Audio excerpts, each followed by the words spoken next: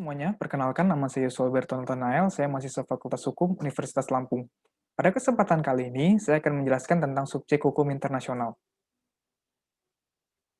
Untuk mempermudah kita dalam mempelajari subjek hukum internasional, saya akan memulai dengan membahas definisi dari subjek hukum. Apa sih subjek hukum itu? Subjek hukum ialah pemegang atau pendukung hak dan kewajiban menurut hukum. Secara harfiah, berarti subjek hukum internasional ialah pemegang hak dan kewajiban langsung berdasarkan hukum internasional atau bisa disebut juga dengan international legal personalities. Jika tidak memiliki atau tidak memegang hak dan kewajiban tersebut, maka disebut sebagai objek hukum internasional. Salah satu contohnya ialah hukum humaniter. Nah, lalu kita memasuki pembagian subjek hukum internasional. Yang pertama oleh Mukhtar Kusumaatmadja. Mukhtar Kusumaatmadja membagi subjek hukum internasional menjadi dua. Yang pertama ialah uh, subjek hukum internasional penuh, lalu yang kedua subjek hukum internasional terbatas.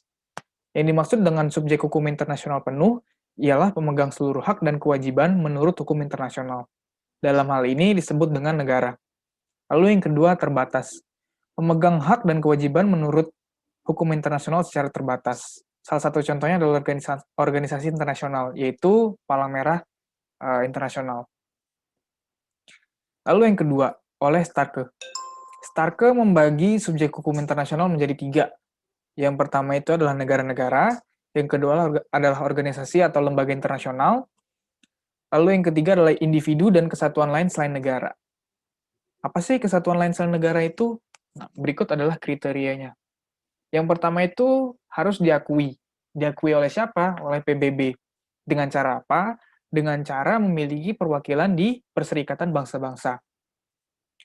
Namun, meskipun memiliki perwakilan di Perserikatan Bangsa-Bangsa, tetap saja kesatuan lain selain negara ini tidak memiliki hak ataupun suara di Perserikatan Bangsa-Bangsa.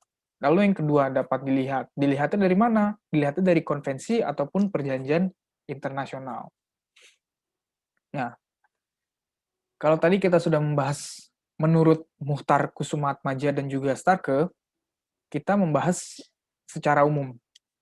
Secara umum, subjek hukum internasional itu ada 6. Yang pertama adalah negara atau state, yang kedua adalah tahta suci, lalu yang ketiga adalah Palang Merah Internasional atau International Committee of the Red Cross, lalu yang ketiga adalah organisasi internasional atau International Organization, lalu yang kelima adalah individu, dan yang keenam adalah pemberontak atau Belgrade. Nah, dari keenam ini, saya memilih untuk membahas tahta suci Vatikan. Yang menjadi pertanyaan adalah mengapa tahta suci Vatikan menjadi subjek hukum internasional? Alasannya mudah, karena dia diakui. Diakui melalui apa? Melalui Pakta Lateran tahun 1929 dan yang kedua melalui Konvensi Montevideo tahun 1933. Nah, yang menarik adalah Pakta Lateran ini sebagai dasar dari berdirinya kota atau negara Vatikan ini. Lalu dalam Konvensi Montevideo tahun 33. Vatikan diakui karena Vatikan telah memenuhi ketentuan yang ada. Nah, sekarang kita bahas ketentuan yang ada itu apa aja. Yang pertama itu adalah memiliki populasi permanen. Secara faktual, pada masa itu, Vatikan telah memiliki 800 orang sebagai populasi di negara tersebut. Lalu yang kedua, memiliki suatu wilayah tertentu. Vatikan sendiri memiliki luas 44 hektar atau 0,44 km yang letaknya di tengah-tengah kota Roma yang ada di Italia. Lalu yang ketiga, terdapat suatu bentuk pemerintahan.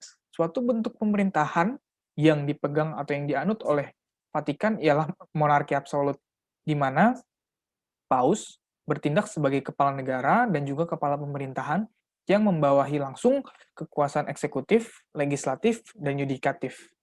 Lalu yang keempat adalah memiliki kapasitas untuk terlibat dalam hubungan internasional dengan negara lain.